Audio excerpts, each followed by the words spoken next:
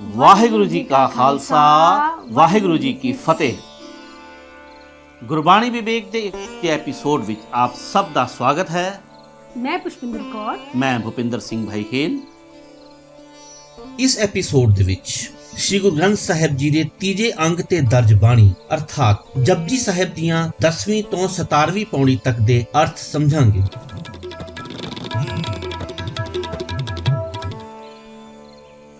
ਪਿਛਲੇ 2 ਐਪੀਸੋਡਸ ਵਿੱਚ ਅਸੀਂ ਜਾਣਿਆ ਪਰਮਾਤਮਾ ਕੀ ਹੈ ਉਸ ਦਾ ਨਿਰਗੁਣ ਅਤੇ ਸਰਗੁਣ ਸਰੂਪ, ਪਰਮਾਤਮਾ ਨੂੰ ਕਿਵੇਂ ਜਾਣਿਆ ਜਾ ਸਕਦਾ ਹੈ ਤੇ ਕਿਵੇਂ ਪਛਾਣਿਆ ਜਾ ਸਕਦਾ ਹੈ। ਇਸ ਦੇ ਉੱਤਰ ਵਿੱਚ ਅੰਮ੍ਰਿਤ ਵੇਲਾ, ਸਚਨਾਉ, ਵਡਿਆਈ ਵਿਚਾਰ ਅਤੇ ਕਰਮੀ ਆਵੇ ਕੱਪੜਾ ਨਦਰੀ ਮੋਖ ਦੁਆਰ ਦੇ ਕਨਸੈਪਟ ਨੂੰ ਅਸੀਂ ਸਮਝਿਆ। ਬ੍ਰਹਮ ਦੇ ਨਿਰਗੁਣ ਸਰੂਪ ਅਜੂਨੀ ਸੈਭੰਗ ਅਤੇ ਨਿਰੰਜਨ ਨੂੰ ਵਾਚਿਆ। ਸਰਗੁਣ ਸਰੂਪ ਗੁਣ ਭਾਵ, ਪ੍ਰੇਮ, ਗੁਰਮੁਖ ਅਤੇ ਸਭਨਾ ਦਾ ਇੱਕ ਦਾਤਾ ਵਿਚਾਰਿਆ ਕਿ ਉਸ ਦੇ ਗੁਣੀ ਨਿਧਾਨ ਸਰੂਪ ਦਾ ਗਾਇਨ ਕਰਨਾ ਹੈ, ਉਸ ਨੂੰ ਆਪਣੇ ਅੰਦਰ ਪਛਾਣਨ ਲਈ ਭਾਵ ਜਾਂ ਪ੍ਰੇਮ ਕਰਨਾ ਹੈ। ਬਾਣੀ ਦਾ ਵਿਚਾਰ ਕਰਕੇ ਗੁਰੂ ਦੇ ਦਰਸ਼ਨ ਰਾਹੀਂ ਉਸ ਨੂੰ ਦੇਖਣਾ ਹੈ ਅਤੇ ਮਨੁੱਖਤਾ ਦੀ ਸੇਵਾ ਰਾਹੀਂ ਉਸ ਦੀ ਸੇਵਾ ਕਰਨੀ ਹੈ। ਜਾਣਿਆ ਕਿ ਪਰਮਾਤਮਾ ਦੇ ਪ੍ਰੇਮ ਵਿੱਚ ਰੰਗ ਕੇ ਕੀਤਾ ਕਰਮ ਹੀ ਨਿਰਮਲ ਕਰਮ ਹੈ।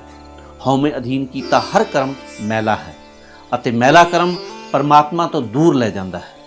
ਇਹ ਕਿ ਪ੍ਰੇਮਾ ਭਗਤੀ ਦੁਆਰਾ ਮਨੁੱਖ ਵਿੱਚ ਉਹ ਗੁਣ ਪੈਦਾ ਹੁੰਦੇ ਹਨ ਜੋ ਪਰਮਾਤਮਾ ਵਿੱਚ ਹਨ। ਪਰਮਾਤਮਾ ਦੀ ਭਗਤੀ ਨਾਲ ਹੀ ਮਨੁੱਖ ਦਾ ਆਤਮਕ ਪੱਧਰ, ਗੁਣਾਤਮਕ ਪੱਧਰ ਉੱਚਾ ਹੁੰਦਾ ਹੈ।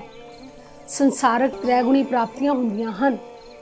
ਇਹਨਾਂ ਗੁਣਾਂ ਦੀ ਪ੍ਰਾਪਤੀ ਹੀ ਮਨੁੱਖ ਦੀ ਮਹਾਨਤਾ ਦਾ ਪੈਮਾਨਾ ਹੈ। ਭਗਤੀ ਦੀ ਸ਼ੁਰੂਆਤ ਸੁਣਨ ਤੋਂ ਹੁੰਦੀ ਹੈ। ਸਰੋਤ ਹੀ ਸੁਰਤ ਜੋੜਦੀ ਹੈ, ਸਰੋਤ ਹੀ ਸਿਮਰਨ ਤੱਕ ਪਹੁੰਚਾਉਂਦੀ ਹੈ, ਉੱਚਾ ਆਤਮਕ ਦਰਜਾ ਬਖਸ਼ਦੀ ਹੈ। ਸਿਮਰਨ ਕਰਕੇ ਹੀ ਗਿਆਨ, ਧਿਆਨ, ਤਤ, ਬੁੱਧ ਪ੍ਰਾਪਤ ਹੁੰਦੇ ਹਨ। ਆਤਮ ਗਿਆਨ, ਬ੍ਰਹਿਮੰਡ ਦਾ ਗਿਆਨ, ਬ੍ਰਹਮ ਗਿਆਨ, ਸਮਾਜ ਅਤੇ ਰਾਜਸੀ ਗਿਆਨ ਸਭ ਗਹਿਰੀ ਸਰੋਤ ਨਾਲ ਹੀ ਮਿਲਦੇ ਹਨ। ਸਦਾ ਵਿਕਾਸ ਪ੍ਰਾਪਤ ਹੁੰਦਾ ਹੈ। ਹੁਣ ਇਸੇ ਸਰਵਣ ਭਗਤੀ ਨੂੰ ਅਗਲੀਆਂ ਹੋਰ ਪੌੜੀਆਂ ਵਿੱਚ ਵੀ ਸਮਝਾਂਗੇ। ਸੁਣਿਆ ਸਤ ਸੰਤੋਖ ਗਿਆਨ, ਸੁਣਿਆ 68 ਕਾ ਇਸਨਾਨ, ਸੁਣਿਆ ਪੜ ਪੜ ਪਾਵੇ ਮਾਨ, ਸੁਣਿਆ ਲਾਗਿਆ ਸਹਿਜ ਧਿਆਨ, ਨਾਨਕ ਭਗਤਾ ਸਦਾ ਵਿਗਾਸ, ਸੁਣਿਆ ਦੁਖ ਪਾਪ ਕਾ ਨਾਸ। ਪਦ ਅਰਥ ਸੁਣਿਆ, ਜੇ ਸੁਣ ਲਈਏ, ਸੁਣਨ ਨਾਲ ਸਤ ਸੰਤੋਖ, ਦਾਨ ਤੇ ਸੰਤੋਖ, 68 68 ਤੀਰਥ, ਪੜ ਪੜ ਵਿਦਿਆ ਪੜ ਕੇ, ਪਾਵੇ ਪਾਉਂਦੇ ਹਨ, ਪਾਉਂਦੇ ਹਨ। ਸਹਿਜ ਸਹਿਜ ਅਵਸਥਾ ਵਿੱਚ, ਸਹਿਜ ਸਹਿਜ, ਸਹਿ ਮਤਲਬ ਸਾਥ ਨਾਲ, ਜਾ ਮਤਲਬ ਜਨਮਿਆ ਹੋਇਆ, ਪੈਦਾ ਹੋਇਆ। ਉਹ ਸੁਭਾਅ ਜੋ ਸ਼ੁੱਧ ਰੂਪ ਆਤਮਾ ਦੇ ਨਾਲ ਜਨਮਿਆ ਹੈ। ਸ਼ੁੱਧ ਸਰੂਪ ਆਤਮਾ ਦਾ ਆਪਣਾ ਅਸਲੀ ਧਰਮ, ਮਾਇਆ ਦੇ 3 ਗੁਣਾਂ ਤੋਂ ਲੰਘ ਕੇ ਉੱਪਰ ਦੀ ਅਵਸਥਾ, ਤੁਰਿਆ ਅਵਸਥਾ, ਸ਼ਾਂਤੀ, ਅਡੋਲਤਾ, ਧਿਆਨ ਅਰਥਾਤ ਸੁਰਤ, ਬਿਰਤੀ, ਗਿਆਨ, ਸਾਰੇ ਜਗਤ ਨੂੰ ਪ੍ਰਭੂ ਪਿਤਾ ਦਾ ਇੱਕ ਟੱਬਰ ਸਮਝਣ ਦੀ ਸੂਝ, ਪਰਮਾਤਮਾ ਨਾਲ ਜਾਣ ਪਛਾਣ। ਇੱਥੇ ਵੀ ਅਰਥ ਨਾਨਕ ਭਗਤਾ ਸਦਾ ਵਿਗਾਸ ਤੋਂ ਸ਼ੁਰੂ ਕਰਾਂਗੇ, ਜਿਸ ਦਾ ਮਤਲਬ ਹੋਇਆ, ਹੇ ਨਾਨਕ, ਅਕਾਲ ਪੁਰਖ ਦੇ ਨਾਮ ਵਿੱਚ ਸੁਰਤ ਜੋੜਨ ਵਾਲੇ ਭਗਤ ਜਨਾਂ ਦੇ ਹਿਰਦੇ ਵਿੱਚ ਸਦਾ ਖਿੜਾਓ ਬਣਿਆ ਰਹਿੰਦਾ ਹੈ, ਕਿਉਂਕਿ ਸੁਣਿਆ ਦੁਖ ਪਾਪ ਕਾ ਨਾਸ। ਅਕਾਲ ਪੁਰਖ ਦੀ ਸਿਫਤ ਸਲਾਹ ਸੁਣਨ ਨਾਲ ਮਨੁੱਖ ਦੇ ਦੁੱਖਾਂ ਤੇ ਪਾਪਾਂ ਦਾ ਨਾਸ ਹੋ ਜਾਂਦਾ ਹੈ। ਸੁਣਿਆ ਸਤ ਸੰਤੋਖ ਗਿਆਨ, ਰੱਬ ਦੇ ਨਾਮ ਵਿੱਚ ਜੁੜਨ ਨਾਲ ਹਿਰਦੇ ਵਿੱਚ ਦਾਨ ਦੇਣ ਦਾ ਸੁਭਾਅ, ਸੰਤੋਖ ਤੇ ਪ੍ਰਕਾਸ਼ ਪ੍ਰਗਟ ਹੋ ਜਾਂਦਾ ਹੈ। ਸੁਣਿਆ 68 ਕਾ ਇਸਨਾਨ, ਮਾਨੋ 68 ਤੀਰਥਾਂ ਦਾ ਇਸਨਾਨ ਹੀ ਹੋ ਜਾਂਦਾ ਹੈ। ਭਾਵ 68 ਤੀਰਥਾਂ ਦੇ ਇਸ਼ਨਾਨ ਨਾਮ ਜਪਣ ਦੇ ਵਿੱਚ ਹੀ ਆ ਜਾਂਦੇ ਹਨ। ਸੁਣਿਆ ਪੜ ਪੜ ਪਾਵੇ ਮਾਨ, ਜੋ ਸਤਕਾਰ ਮਨੁੱਖ ਵਿਦਿਆ ਪੜ੍ਹ ਕੇ ਪ੍ਰਾਪਤ ਕਰਦੇ ਹਨ, ਉਹ ਭਗਤ ਜਨਾਂ ਨੂੰ ਅਕਾਲ ਪੁਰਖ ਦੇ ਨਾਮ ਵਿੱਚ ਜੁੜ ਕੇ ਹੀ ਮਿਲ ਜਾਂਦਾ ਹੈ। ਸੁਣਿਆ ਲਾਗਿਆ ਸਹਿਜ ਧਿਆਨ, ਨਾਮ ਸੁਣਨ ਦਾ ਸਦਕਾ ਅਡੋਲਤਾ ਵਿੱਚ ਚਿੱਤ ਦੀ ਬਿਰਤੀ ਟਿਕ ਜਾਂਦੀ ਹੈ। ਭਾਵ ਨਾਮ ਵਿੱਚ ਸੁਰਤ ਜੋੜਿਆ ਹੀ ਮਨ ਨਿਰਮਲ ਹੁੰਦਾ ਹੈ, ਲੋੜਵੰਦਾਂ ਦੀ ਸੇਵਾ ਤੇ ਸੰਤੋਖ ਵਾਲਾ ਜੀਵਨ ਬਣਦਾ ਹੈ। ਨਾਮ ਵਿੱਚ ਚੁੱਭੀ ਹੀ 68 ਤੀਰਥਾਂ ਦਾ ਇਸ਼ਨਾਨ ਹੈ। ਜਗਤ ਦੇ ਕਿਸੇ ਮਾਣ ਆਦਰ ਦੀ ਪਰਵਾਹ ਨਹੀਂ ਰਹਿ ਜਾਂਦੀ। ਮਨ ਸਹਿਜ ਅਵਸਥਾ ਵਿੱਚ, ਅਡੋਲਤਾ ਵਿੱਚ ਮਗਨ ਰਹਿੰਦਾ ਹੈ। ਸੁਣਿਆ ਸਰਾ ਗੁਨਾ ਕੇਗਾ, सुने शेख पीर पातशाह, सुने अंधे पावेरा, सुने हाथ होवे सगाह, नानक भगता सदा विगास, सुने दुख पाप का नाश। पदार्थ सरा गुणा के, सरा मतलब सर सरोवर, सरा गुणा गुणा दे सरोवरां दे, बेअंत गुणा दे, गाह गाहुण वाले, सूझ वाले, वाकफियत वाले, राह रास्ता, असगाह डूंघा समुंदर संसार, हाथ डूंघियाई दी समझ। इत्थे हाथ पैमाइश के संदर्भ विच है, जो हथ की पहुँच विच है, अर्थात डूंघे समुंदर की पैमाइश के दायरे विच आ जाते हैं। अर्थ नानक भगता सदा विगास, सुनिया दुख पाप का नाश। हे नानक, अकाल पुरख दे नाम विच सुरती जोड़न नाल भगत जनां दे हिरदे विच सदा खिड़ाओ बनिया रहंदा है, क्योंकि अकाल पुरख दा नाम सुनन नाल मनुख दे दुखां ते पापां दा नाश हो जांदा है। सुनिया सरा गुना के गा, अकाल पुरख दे नाम विच सुरत जोड़न नाल सधारण मनुख बेअंत गुणां दी सूझ वाले हो जांदे हन। सुनिया शेख पीर पातशाह, शेख पीर ते पातशाहां दी पदवी पा लैंदे हन। अंधे पावे राह, ਇਹ ਨਾਮ ਸੁਣਨ ਦੀ ਹੀ ਬਰਕਤ ਹੈ ਕਿ ਅੰਨੇ ਗਿਆਨਹੀਨ ਮਨੁੱਖ ਵੀ ਅਕਾਲ ਪੁਰਖ ਨੂੰ ਮਿਲਣ ਦੀ ਰਾਹ ਲੱਭ ਲੈਂਦੇ ਹਨ। ਸੁਨਿਆ ਹਾਥ ਹੋਵੇ ਅਸਗਾ, ਅਕਾਲ ਪੁਰਖ ਦੇ ਨਾਮ ਵਿੱਚ ਜੁੜਨ ਦਾ ਸਦਕਾ ਇਸ ਡੂੰਘੇ ਸੰਸਾਰ ਸਮੁੰਦਰ ਦੀ ਅਸਲੀਅਤ ਸਮਝ ਵਿੱਚ ਆ ਜਾਂਦੀ ਹੈ। ਭਾਵ ਜਿਉਂ-ਜਿਉਂ ਸੁਰਤ ਨਾਮ ਵਿੱਚ ਜੁੜਦੀ ਹੈ, ਮਨੁੱਖ ਰੱਬੀ ਗੁਣਾਂ ਦੇ ਸਮੁੰਦਰ ਵਿੱਚ ਚੁੱਭੀ ਲਾਉਂਦਾ ਹੈ। ਸੰਸਾਰ ਅਥਾਹ ਸਮੁੰਦਰ ਹੈ, ਜਿੱਥੇ ਰੱਬ ਨਾਲੋਂ ਵਿਛੜਿਆ ਹੋਇਆ ਜੀਵ ਅੰਨਿਆਂ ਵਾਂਗ ਹੱਥ ਪੈਰ ਮਾਰਦਾ ਹੈ, ਪਰ ਨਾਮ ਵਿੱਚ ਜੁੜਿਆ ਹੋਇਆ ਜੀਵ ਜੀਵਨ ਦਾ ਸਹੀ ਰਾਹ ਲੱਭ ਲੈਂਦਾ ਹੈ। ਡਾਕਟਰ ਤਾਰਨ ਸਿੰਘ ਦੇ ਅਨੁਸਾਰ ਹੁਣ ਇਸ ਤੋਂ ਅੱਗੇ 4 ਪੌੜੀਆਂ 12ਵੀਂ ਤੋਂ 15ਵੀਂ ਤੱਕ ਮੰਨਣ ਵਾਲੀ ਅਵਸਥਾ ਦਾ ਜ਼ਿਕਰ ਕੀਤਾ ਗਿਆ ਹੈ ਕਿ ਆਪ ਸੰਸਾਰ ਤਰਨਾ ਹੈ ਤੇ ਹੋਰਾਂ ਨੂੰ ਵੀ ਸੰਸਾਰ ਤੋਂ ਪਾਰ ਹੋਣ ਵਿੱਚ ਸਹਾਇਤਾ ਕਰਨੀ।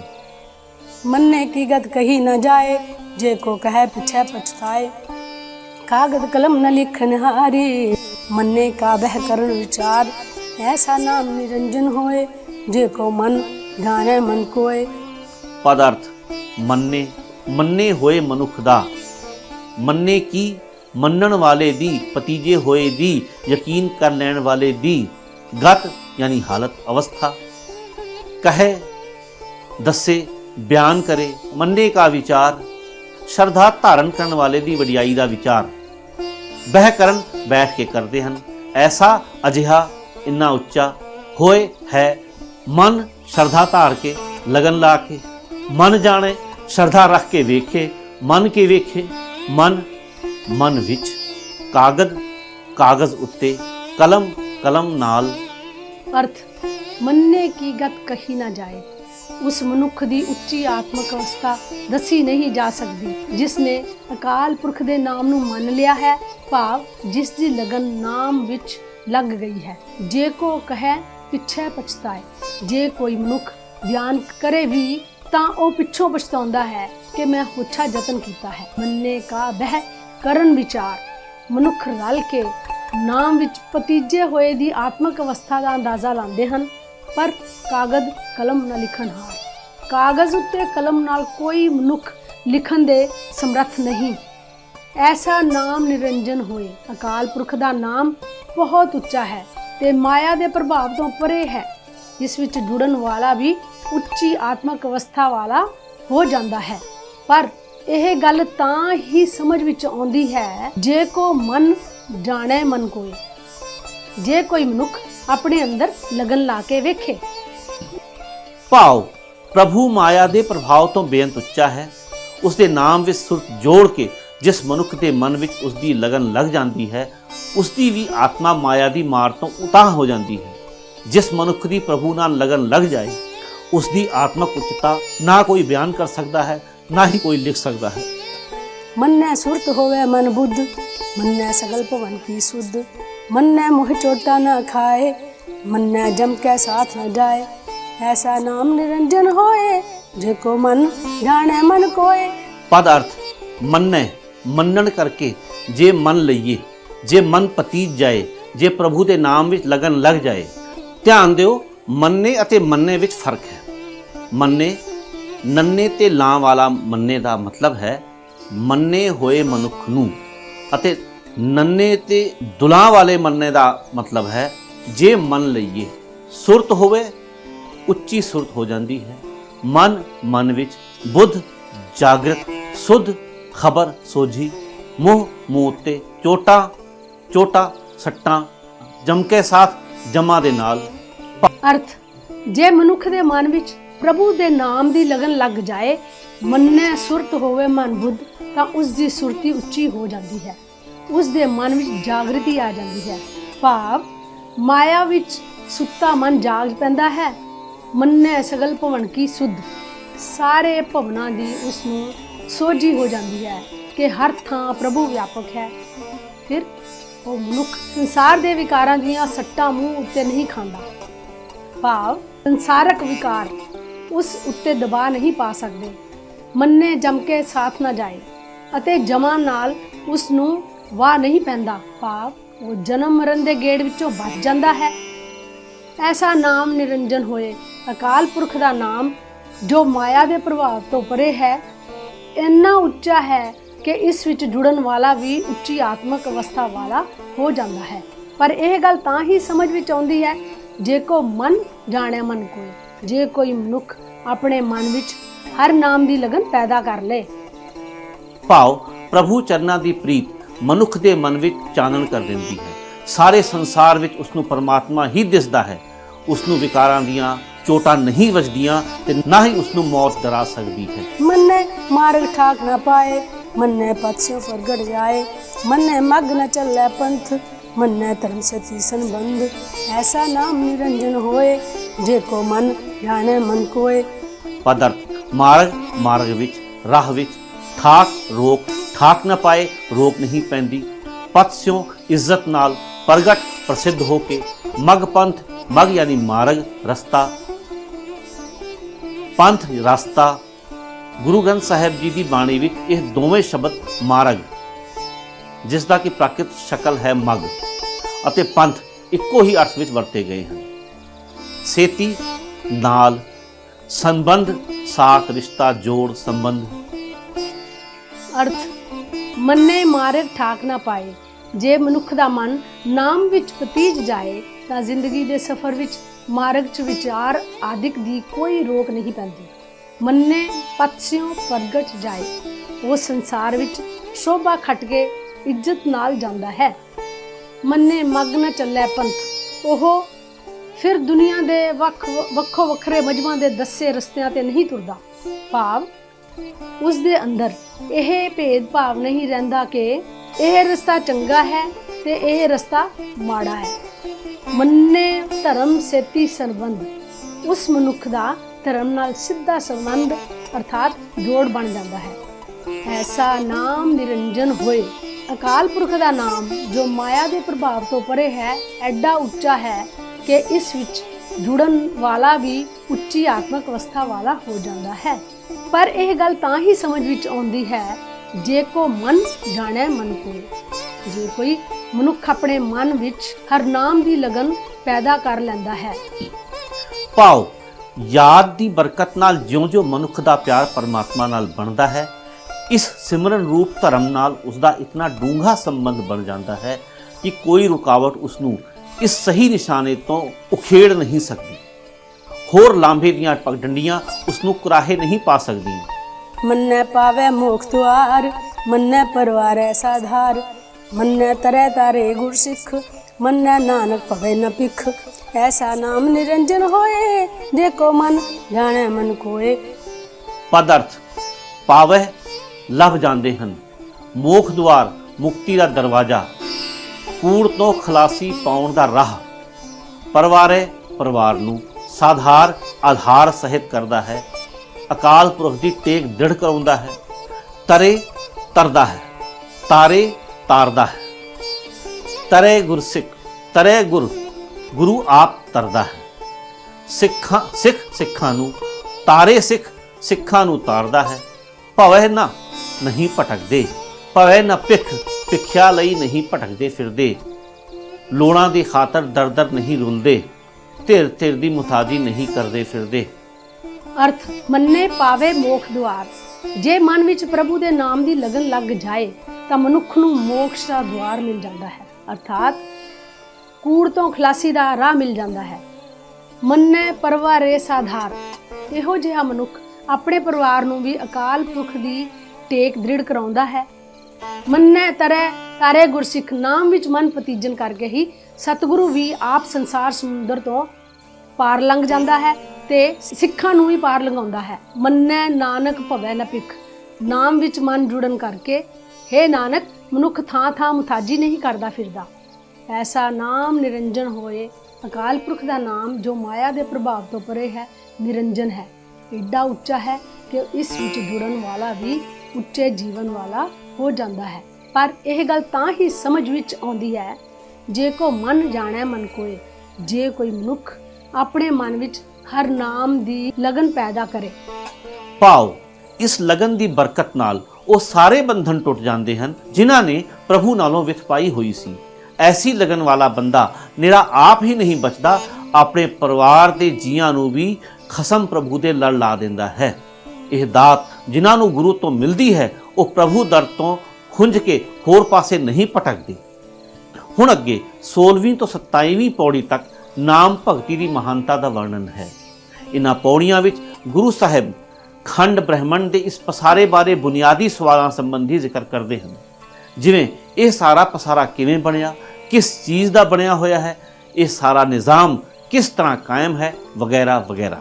पंच परवान पंच प्रधान, पंचे पावे दरगे मान, पंचे सोहे दर्रा जान, पंचा का गुरेक ध्यान। ਪਦ ਅਰਥ ਪੰਜ ਉਹ ਮਨੁੱਖ ਜਿਨ੍ਹਾਂ ਨਾਮ ਸੁਣਿਆ ਹੈ ਤੇ ਮੰਨਿਆ ਹੈ, ਉਹ ਮਨੁੱਖ ਜਿਨ੍ਹਾਂ ਦੀ ਸੁਰਤ ਨਾਮ ਵਿੱਚ ਜੁੜੀ ਹੋਈ ਹੈ ਅਤੇ ਜਿਨ੍ਹਾਂ ਦੇ ਅੰਦਰ ਪ੍ਰਤੀਤ ਆ ਗਈ ਹੈ। ਇਹ ਲਫ਼ਜ਼ ਪੰਜ ਉਹਨਾਂ ਵਾਸਤੇ ਹੈ ਜਿਨ੍ਹਾਂ ਦਾ ਜ਼ਿਕਰ ਪਿਛਲੀਆਂ ਸੁਣੇ ਤੇ ਮੰਨੇ ਵਾਲੀਆਂ 8 ਪੌੜੀਆਂ ਵਿੱਚ ਆਇਆ ਹੈ। परवान अर्थात कबूल सुरखरू, प्रधान आगू वड्डे, पंचे पंच ही संत जन ही दरगाह अकाल पुरख दे दरबार विच मान आदर वडियाई सोहै शोभदे हन, सोहणे लगदे हन। दर दर ते दरबार विच गुर एक केवल एक गुरु ही, ध्यान सुरत दा निशाना, ਸੁਰਤ ਦਾ ਨਿਸ਼ਾਨਾ। ਅਰਥ ਪੰਚ ਪ੍ਰਵਾਨ ਪੰਚ ਪ੍ਰਧਾਨ। ਜਿਨ੍ਹਾਂ ਮਨੁੱਖਾਂ ਦੀ ਸੁਰਤ ਨਾਮ ਵਿੱਚ ਜੁੜੀ ਰਹਿੰਦੀ ਹੈ ਤੇ ਜਿਨ੍ਹਾਂ ਦੇ ਅੰਦਰ ਪ੍ਰਭੂ ਵਾਸਤੇ ਲਗਨ ਬਣ ਜਾਂਦੀ ਹੈ, ਉਹੀ ਮਨੁੱਖ ਅਸਲ ਪੰਚ ਹਨ ਅਤੇ ਉਹੀ ਇੱਥੇ ਜਗਤ ਵਿੱਚ ਮੰਨੇ ਪਰਮੰਨੇ ਰਹਿੰਦੇ ਹਨ ਅਤੇ ਸਭ ਦੇ ਆਗੂ ਹੁੰਦੇ ਹਨ। ਪੰਚੇ ਪਾਵੇ ਦਰਗਹਿ ਮਾਨ। ਅਕਾਲ ਪੁਰਖ ਦੀ ਦਰਗਾਹ ਵਿੱਚ ਵੀ ਉਹ ਪੰਚਜਨ ਹੀ ਆਦਰ ਪਾਉਂਦੇ ਹਨ। ਪੰਚੇ ਸੋਹੇ ਦਰ ਰਾਜਾਨ। ਰਾਜ ਦਰਬਾਰਾਂ ਵਿੱਚ ਵੀ ਉਹ ਪੰਚ ਜਨ ਹੀ ਸੋਭਦੇ ਹਨ। ਪਰ ਪਤਾ ਰਹੇ ਇਹਨਾਂ ਪੰਚਾਂ ਨੂੰ ਦੁਬਿਧਾ ਨਹੀਂ ਹੁੰਦੀ। ਪੰਚਾਂ ਕਾ ਗੁਰ ਏਕ ਧਿਆਨ। ਇਹਨਾਂ ਪੰਚ ਜਨਾਂ ਦੀ ਸੁਰਤੀ ਦਾ ਨਿਸ਼ਾਨਾ ਕੇਵਲ ਇੱਕ ਗੁਰੂ ਦਾ ਧਿਆਨ ਹੀ ਹੈ। ਭਾਵ ਇਹਨਾਂ ਦੀ ਸੁਰਤੀ ਹਮੇਸ਼ਾ ਗੁਰੂ ਸ਼ਬਦ ਵਿੱਚ ਹੀ ਰਹਿੰਦੀ ਹੈ। ਗੁਰ ਸ਼ਬਦ ਵਿੱਚ ਜੁੜੇ ਰਹਿਣਾ ਹੀ ਇਹਨਾਂ ਦਾ ਅਸਲ ਨਿਸ਼ਾਨਾ ਹੈ। जे को कहे करे विचार, करते कह करने नाही सुमार। पद अर्थ कहे बयान करे, कथन करे, विचार कुदरत दे लेखे दी विचार करे, विचार कुदरत दे लेखे दी विचार करे, करते के करने करतार दी कुदरत दा शुमार हिसाब लेखा जोखा। अर्थ पर गुर शब्द विच जुड़े रहने ਦਾ ਇਹ ਸਿੱਟਾ ਨਹੀਂ ਨਿਕਲ ਸਕਦਾ ਕਿ ਕੋਈ ਮਨੁੱਖ ਪ੍ਰਭੂ ਦੀ ਰਚੀ ਸ੍ਰਿਸ਼ਟੀ ਦਾ ਅੰਤ ਪਾ ਸਕੇ। ਜੇ ਕੋ ਕਹੇ ਕਰੇ ਵਿਚਾਰ। ਕੋਈ ਕਥਨ ਕਰਕੇ ਵੇਖੇ ਅਤੇ ਵਿਚਾਰ ਕਰ ਲੈ। ਕਰਤੇ ਕਹਿ ਕਰਨੇ ਨਹੀਂ ਸੁਮਾਰ। ਅਕਾਲ ਪੁਰਖ ਦੀ ਕੁਦਰਤ ਦਾ ਕੋਈ ਲੇਖਾ ਹੀ ਨਹੀਂ ਪਾ ਸਕਦਾ, ਇਸ ਦਾ ਅੰਤ ਨਹੀਂ ਪਾ ਸਕਦਾ। ਅਰਥਾਤ ਪਰਮਾਤਮਾ ਤੇ ਉਸ ਦੀ ਕੁਦਰਤ ਬੇਅੰਤ ਹੈ।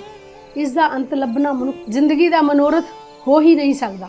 ਤੌਲ ਧਰਮ ਦਇਆ ਕਾ ਪੂਤ, ਸੰਤੋਖ ਥਾਪ ਰਖਿਆ ਜਿਨ ਸੂਤ। जे को पूछे हो वैसे चार, तब ले ऊपर के तापार। धरती होर परे होर तिसते पार, तले कमंजोर। पद अर्थ तौल यानी बल्द, दया का पूत दया दा पुत्र, ਧਰਮ ਦਇਆ ਤੋਂ ਪੈਦਾ ਹੁੰਦਾ ਹੈ। ਭਾਵ ਜਿਸ ਹਿਰਦੇ ਵਿੱਚ ਦਇਆ ਹੈ ਉੱਥੇ ਧਰਮ ਪ੍ਰਫੁੱਲਿਤ ਹੁੰਦਾ ਹੈ। ਸੰਤੋਖ, ਸੰਤੋਖ ਨੂੰ ਥਾਪ ਰੱਖਿਆ, ਟਿਕਾ ਕੇ ਰੱਖਿਆ ਹੈ, ਹੋਂਦ ਵਿੱਚ ਲਿਆਂਦਾ ਹੈ, ਪੈਦਾ ਕੀਤਾ ਹੈ, ਸਥਾਪਿਤ ਕੀਤਾ ਹੈ। ਜਿਸ ਧਰਮ ਨੇ, ਧਰਮ ਅਕਾਲ ਪੁਰਖ ਦਾ ਨਿਯਮ ਸੂਤਰ ਵਿੱਚ, ਮਰਿਆਦਾ ਵਿੱਚ ਬੱਝੇ ਸਮਝ ਲਏ। ਸਚਿਆਰ ਸੱਚ ਦਾ ਪ੍ਰਕਾਸ਼ ਹੋਣ ਲਈ ਯੋਗ, ਕੇਤਾ ਭਾਰ, ਬੇਅੰਤ ਭਾਰ, ਧਰਤੀ ਹੋਰ, ਧਰਤੀ ਦੇ ਹੇਠਾਂ ਹੋਰ ਬਲਦ, ਪਰੇ ਉਸ ਤੋਂ ਹੇਠਾਂ, ਤਿਸਤੇ ਉਸ ਬਲਦ ਤੋਂ, ਤਲੇ ਉਸ ਬਲਦ ਦੇ ਹੇਠਾਂ, ਕਵਣ ਜੋਰ, ਕਿਹੜਾ ਸਹਾਰਾ। ਅਰਥ, ਜਿਵੇਂ ਮਨੋਥ ਕਿ ਧਰਤੀ ਬਲਦ ਦੇ ਸਿੰਘਾਂ ਤੇ ਖੜੀ ਹੈ, ਇਹ ਗਲਤ ਹੈ। ਜੇ ਕੋਈ ਬਲਦ ਹੈ ਤਾਂ ਉਹ ਧਰਮ ਹੀ ਹੈ। ਧਰਤੀ ਧਰਮ ਤੇ ਹੀ ਖੜੀ ਹੈ। ਧੌਲ ਧਰਮ ਦਇਆ ਕਾ ਪੂਤ, ਅਕਾਲ ਪੁਰਖ ਦਾ ਧਰਮ ਰੂਪੀ ਬੱਝਵਾਂ ਨਿਯਮ ਹੀ ਬਲਦ ਹੈ ਜੋ ਸ੍ਰਿਸ਼ਟੀ ਨੂੰ ਕਾਇਮ ਰੱਖ ਰਿਹਾ ਹੈ। ਇਹ ਧਰਮ ਦਇਆ ਦਾ ਪੁੱਤਰ ਹੈ, ਅਰਥਾਤ ਦਇਆ ਕਰਕੇ ਹੀ ਧਰਮ ਹੈ। ਭਾਵ ਅਕਾਲ ਪੁਰਖ ਨੇ ਆਪਣੀ ਮਿਹਰ ਕਰਕੇ ਸ੍ਰਿਸ਼ਟੀ ਨੂੰ ਟਿਕਾ ਰੱਖਣ ਲਈ ਧਰਮ ਰੂਪ ਨਿਯਮ ਬਣਾ ਦਿੱਤਾ ਹੈ। ਸੰਤੋਖ ਥਾਪ ਰੱਖਿਆ ਜਿਨ ਸੂਤ, ਇਸ ਧਰਮ ਨੇ ਆਪਣੀ ਮਰਿਆਦਾ ਅਨੁਸਾਰ ਸੰਤੋਖ ਨੂੰ ਜਨਮ ਦੇ ਦਿੱਤਾ ਹੈ। ਜੇ ਕੋ ਬੁਝੇ ਹੋਵੇ ਸਚਿਆਰ, ਜੇ ਕੋਈ ਮਨੁੱਖ ਇਸ ਉੱਪਰ ਦੱਸੀ ਵਿਚਾਰ ਨੂੰ ਸਮਝ ਲਏ ਤਾਂ ਉਹ ਇਸ ਯੋਗ ਹੋ ਜਾਂਦਾ ਹੈ ਕਿ ਉਸ ਦੇ ਅੰਦਰ ਅਕਾਲ ਪੁਰਖ ਦਾ ਪ੍ਰਕਾਸ਼ ਹੋ ਜਾਏ। ਨਹੀਂ ਤਾਂ ਖਿਆਲ ਤਾਂ ਕਰੋ ਕਿ ਧਵਲੇ ਉੱਪਰ ਕੇਤਾ ਭਾਰ, ਬਲਦ ਉੱਤੇ ਧਰਤੀ ਦਾ ਕਿਤਨਾ ਕੁ ਬੇਅੰਤ ਭਾਰ ਹੈ। ਉਹ ਵਿਚਾਰਾ ਇਤਨੇ ਭਾਰ ਨੂੰ ਚੁੱਕ ਕਿਵੇਂ ਸਕਦਾ ਹੈ। ਧਰਤੀ ਹੋਰ ਪਰੇ ਹੋਰ। ਦੂਜੀ ਵਿਚਾਰ ਹੋਰ ਹੈ ਕਿ ਜੇ ਧਰਤੀ ਦੇ ਹੇਠ ਬਲਦ ਹੈ, ਉਸ ਬਲਦ ਨੂੰ ਸਹਾਰਾ ਦੇਣ ਲਈ ਹੇਠ ਹੋਰ ਧਰਤੀ ਹੋਈ, ਉਸ ਧਰਤੀ ਦੇ ਹੋਰ ਬਲਦ, ਉਸ ਤੋਂ ਹੇਠਾਂ ਧਰਤੀ ਦੇ ਹੇਠ ਹੋਰ ਬਲਦ, ਫਿਰ ਹੋਰ ਬਲਦ, ਤਿਸਤੇ ਭਾਰ ਤਲੇ ਕਵਨ ਜੋਰ। ਇਸੇ ਤਰ੍ਹਾਂ ਅਖੀਰਲੇ ਬਲਦ ਤੋਂ ਭਾਰ ਸਹਾਰਨ ਲਈ ਉਸ ਦੇ ਹੇਠ ਕਿਹੜਾ ਆਸਰਾ ਹੋਵੇਗਾ। ਜੀ ਜਾਤ ਰੰਗਾ ਕੇ ਨਾਮ, ਸਭਨਾ ਲਿਖਿਆ ਉੜੀ ਕਲਾਮ। ਇਹ ਲੇਖਾ ਲਿਖ ਜਾਣੇ ਕੋਏ, ਲੇਖਾ ਲਿਖਿਆ ਕੇਤਾ ਹੋਏ। केता ताण सुआल्यो रूप, केती दात जाने कौन कूत। कीता पसाओ एको कुआओ, तिसते होए लख दरियाओ। पद अर्थ, जी जीव जंत, के नाव कई नावां दे, वुड़ी वगदी हुई चलदी हुई, कलाम कलम, वुड़ी कलाम चलदी कलम नाल। भाव कलम नूं रोकण तो बिना ही एक तार। लिख जाने, लिखदा जानदा है, लिखण दी समझ है, कोई विरला। लेखा लिखिया, लिखिया होया लेखा। जे ये लेखा लिखिया जाए, केता होए, केड़ा वड्डा हो जाए, केड़ा वड्डा हो जाए, बेअंत हो जाए। पसाओ यानी पसारा संसार, कवाओ यानी बचन हुक्म आवाज। तिसते उस दे हुक्म तो, उस हुक्म तो होए बन गए। लख दरियाओ, लखां ही दरिया। सवालियो सुंदर, कूत माप पैमाइश अंदाजा। ਅਰਥ, ਸ੍ਰਿਸ਼ਟੀ ਵਿੱਚ ਜੀ ਜਾਤ ਰੰਗਾਂ ਕੇ ਨਾਮ, ਕਈ ਜਾਤਾਂ ਦੇ, ਕਈ ਕਿਸਮਾਂ ਦੇ ਅਤੇ ਕਈ ਨਾਵਾਂ ਦੇ ਜੀਵ ਹਨ। ਸਭਨਾ ਲਿਖਿਆ ਵੁੜੀ ਕਲਾਮ, ਇਹਨਾਂ ਸਭਨਾ ਨੇ ਇੱਕ ਤਾਰ ਚੱਲਦੀ ਕਲਮ ਨਾਲ ਅਕਾਲ ਪੁਰਖ ਦੀ ਕੁਦਰਤ ਦਾ ਲੇਖਾ ਲਿਖਿਆ ਹੈ। ਪਰ ਇਹ ਲੇਖਾ ਲਿਖ ਜਾਣੇ ਕੋਈ ਵਿਰਲਾ ਮਨੁੱਖ ਇਹ ਲੇਖਾ ਲਿਖਣਾ ਜਾਣਦਾ ਹੈ। ਭਾਵ ਪਰਮਾਤਮਾ ਦੀ ਕੁਦਰਤ ਦਾ ਅੰਤ ਕੋਈ ਵੀ ਜੀਵ ਪਾ ਨਹੀਂ ਸਕਦਾ। ਲੇਖਾ ਲਿਖਿਆ ਕੇਤਾ ਹੋਏ, ਜੇ ਲੇਖਾ ਲਿਖਿਆ ਵੀ ਜਾਏ ਤਾਂ ਇਹ ਅੰਦਾਜ਼ਾ ਨਹੀਂ ਲੱਗ ਸਕਦਾ ਕਿ ਲੇਖਾ ਕਿੱਡਾ ਕੁ ਵੱਡਾ ਹੈ। ਕੇਤਾ ਤਾਣ ਸਵਾਲਿਓ ਰੂਪ, ਅਕਾਲ ਪੁਰਖ ਦਾ ਬੇਅੰਤ ਬਲ ਹੈ, ਬੇਅੰਤ ਸੁੰਦਰ ਰੂਪ ਹੈ। ਕੇਤੀ ਦਾਤ ਜਾਣੇ ਕੌਣ ਕੂਤ, ਕਿੰਨੀ ਉਸ ਦੀ ਦਾਤ ਹੈ, ਬੇਅੰਤ ਉਸ ਦੀ ਦਾਤ ਹੈ, ਇਸ ਦਾ ਕੌਣ ਅੰਦਾਜ਼ਾ ਲਗਾ ਸਕਦਾ ਹੈ। ਕੀਤਾ ਪਸਾਓ ਇੱਕੋ ਕਵਾਓ, ਅਕਾਲ ਪੁਰਖ ਨੇ ਆਪਣੇ ਇੱਕ ਹੁਕਮ ਨਾਲ, ਇੱਕ ਕਵਾਓ ਨਾਲ ਹੀ ਸਾਰਾ ਸੰਸਾਰ ਬਣਾ ਦਿੱਤਾ। ਤਿਸਤੇ ਹੋਏ ਲੱਖ ਦਰਿਆਓ, ਉਸ ਹੁਕਮ ਨਾਲ ਹੀ ਜ਼ਿੰਦਗੀ ਦੇ ਲੱਖਾਂ ਦਰਿਆ ਬਣ ਗਏ। कुदरत कौन कहा विचार, वार्या न जावा एक बार। जो तुद पावै साई भलीकार, तू सदा सलामत निरंकार। पद अर्थ, कुदरत यानी ताकत समर्था। कवण केड़ी की, कुदरत कवण केड़ी समर्था। कादर दी कुदरत बारे कहण दी समर्था। कहा मैं आखां, कहा विचार मैं विचार कर सकां। वारिया न जावां, सदके नहीं जा सकदा। भाव मेरी की पाया है।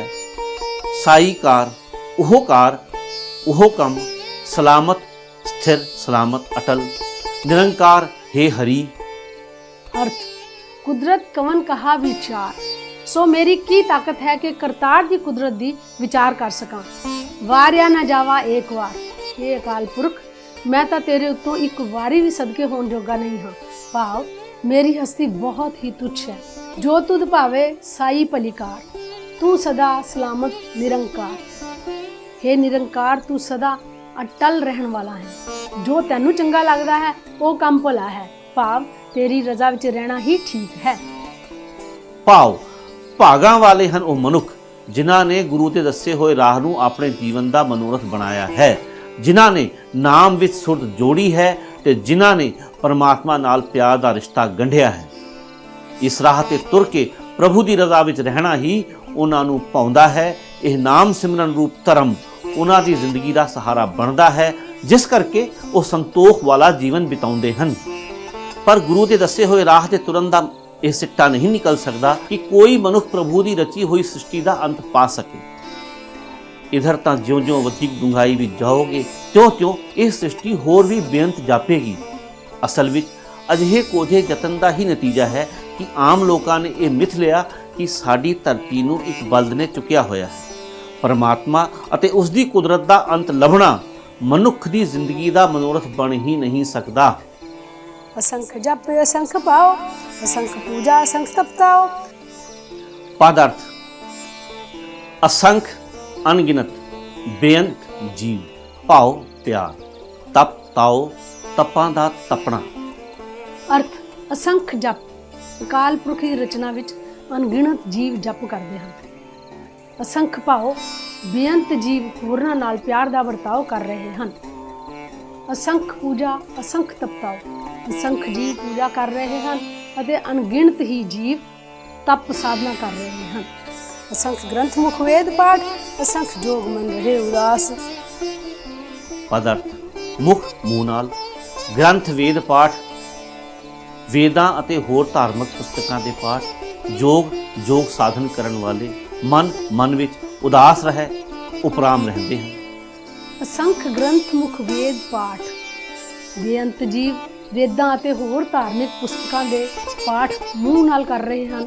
ਅਸੰਖ ਜੋਗ ਮਨ ਰਹੇ ਉਦਾਸ ਯੋਗ ਦੇ ਸਾਧਨ ਕਰਨ ਵਾਲੇ ਬੇਅੰਤ ਮਨੁੱਖ ਆਪਣੇ ਮਨ ਵਿੱਚ ਮਾਇਆ ਵੱਲੋਂ ਉਪਰਾਮ ਰਹਿੰਦੇ ਹਨ। असंख्य भगत गुण ज्ञान विचार असंख्य सती असंख्य दातार। ਪਦਾਰਥ ਗੁਣ ਵਿਚਾਰ ਅਕਾਲ ਪੁਰਖ ਦੇ ਗੁਣਾਂ ਦਾ ਖਿਆਲ, ਗਿਆਨ ਵਿਚਾਰ ਅਕਾਲ ਪੁਰਖ ਦੇ ਗਿਆਨ ਦਾ ਵਿਚਾਰ, ਸਤੀ ਸਤ ਧਰਮ ਵਾਲੇ ਮਨੁੱਖ, ਦਾਤਾਰ ਦਾਤਾਂ ਦੇਣ ਵਾਲੇ ਬਖਸ਼ਿਸ਼ ਕਰਨ ਵਾਲੇ। ਅਰਥ ਅਸੰਖ ਭਗਤ ਗੁਣ ਗਿਆਨ ਵਿਚਾਰ ਅਕਾਲ ਪੁਰਖ ਦੀ ਕੁਦਰਤ ਵਿੱਚ ਅਣਗਿਣਤ ਭਗਤ ਹਨ ਜੋ ਅਕਾਲ ਪੁਰਖ ਦੇ ਗੁਣਾਂ ਅਤੇ ਗਿਆਨ ਦੀ ਵਿਚਾਰ ਕਰ ਰਹੇ ਹਨ। ਅਸੰਖ ਸਤੀ ਅਸੰਖ ਦਾਤਾਰ ਅਨੇਕਾਂ ਹੀ ਦਾਨੀ ਤੇ ਦਾਤੇ ਹਨ। असंख्य सूर मोह पक्षार असंख्य मोहन लीलाए तार।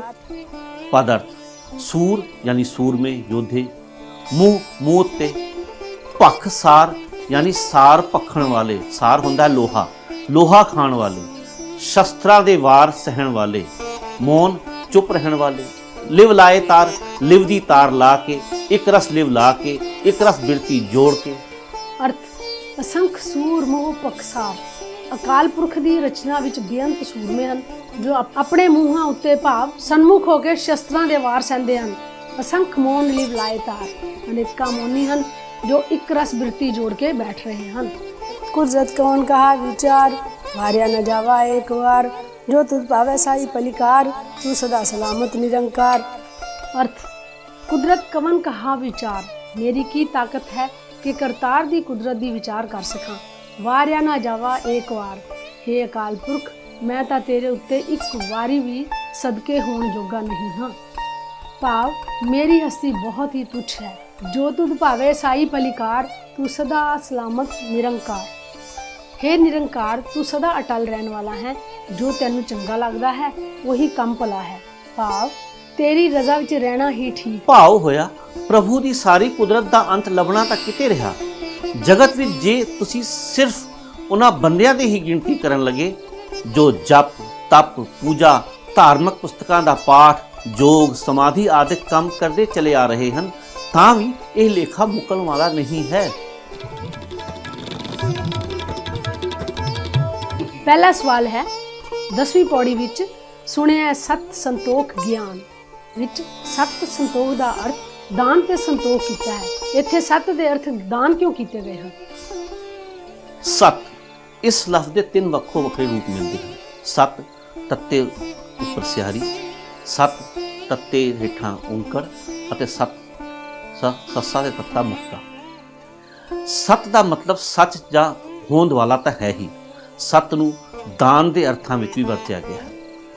सत की गिनती के अर्थां विच भी, संतोख के अर्थां विच भी, सुच्चे आचरण, पतिव्रता धर्म, इस्त्री व्रत धर्म ਲਈ भी सत शब्द इस्तेमाल ਹੁੰਦਾ है। जिवें कुछ प्रमाण हैं, सत संतोख होवे अरदास, इत्थे सत दान के अर्थां विच है। जत सत संयम सच सुचीत, इत्थे सत सुच्चा आचरण के अर्थां विच है। सतिया मन संतोख उपजे देने के विचार, इत्थे सतिया सत का बहुवचन है। सत यानी दानी मनुख, सतिया यानी दानी मनुखा, इस करके सत का मतलब दान है। दूजा प्रश्न है 16वीं पौड़ी विच तुक पड़ी है जे को कहे करे विचार, करते के करने नाही समार, जिसका भाव है परमात्मा ते उसकी कुदरत का अंत लभना मनुख की जिंदगी का मनोरथ हो ही नहीं सकता। लेकिन संसार के सारे ही फिलोसफर्स ने यह विषय विचारिया है। सारे धर्म ग्रंथां ने अपने अपने तरीके नाल इस नूं वाचिया है। इस कथन पिछे गुरु साहिब का की प्रयोजन हो सकता है? गुरु साहिब का प्रयोजन तो पौड़ी की अगलियां पौड़ियां भी तुसी देख ही लिया है तो स्पष्ट हो गया होना है। इस पंक्ति का प्रयोजन ये स्पष्ट करना है कि प्राचीन समय में कई ऋषि मुनि जंगल में तप करते रहे, जिन्हों ने उपनिषदां लिखियां। ये धर्म पुस्तकां बहुत पुरानियां हैं। लिखारियां ने विचार विचार के कादर अते कुदरत के बड़े भेद खोलण के दावे किए कि यह जगत कदों बनया, क्यों बनया, किवें बनया, कितना कु वड्डा है इत्यादि। वो ऋषि जंगलों च पहाड़ां च गए तां सी भगती करन, पर करन की लग पे? वो ऋषि भगती की थां अजिहे उद्यम विच लग पे जो मनुख की समझ तो बहुत परे है। इस चक्कर विच उन्हां बहुत कुछ बेअर्थ गल्लां लिख दित्तियां, जिसका सच्चाई नाल कोई लेना देना ही नहीं। इत्थे सतगुरु जी इस उकाई वाल इशारा करते हैं कि अजिहे कोझे यत्नां दा ही नतीजा सी कि आम लोगों ने यह मिथ लिया कि साडी धरती नूं एक बल्द ने चुकिया होया है। यह मिसाल लैके सतगुरु जी इसकी निखेधी करके आखते हैं कि कुदरत बेअंत है, इसका रचनहार करता अकाल पुरख भी बेअंत है। इसे नाल ही अज दा सैशन समाप्त होंदा है। तहे दिलों आप सब का धन्यवाद। तुसी बड़े ध्यान नाल सुनिया देखिया। वाहिगुरू बख्शिशां करे, आप सब नूं चढ़दियां कलां विच रखे। तुहानूं किस तरह लगी ये वीडियो अपने विचार सुझाव हेठां कमेंट बॉक्स विच लिखो। हुण दिओ इजाजत, फिर मिलते हाँ अगली वीडियो विच अगले हफ्ते। पाओ गुरु वल्लों बख्शी हुई फतेह दी सांझ। वाहिगुरू जी का खालसा, वाहिगुरू जी की फतेह।